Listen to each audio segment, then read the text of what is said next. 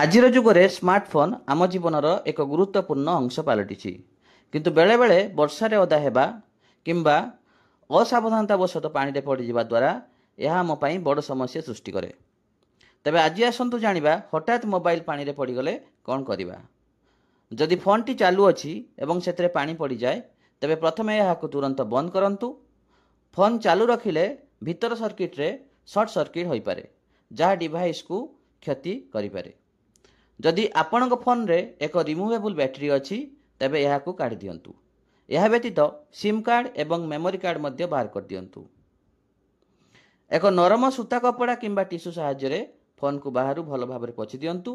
ସତର୍କ ରୁହନ୍ତୁ, ଫୋନ୍କୁ ଯେମିତିକା ଆଘାତ ନ ଲାଗେ, ନଚେତ୍ ପାଣି ଭିତରକୁ ପଶି ତାହାକୁ ନଷ୍ଟ କରିଦେଇପାରେ।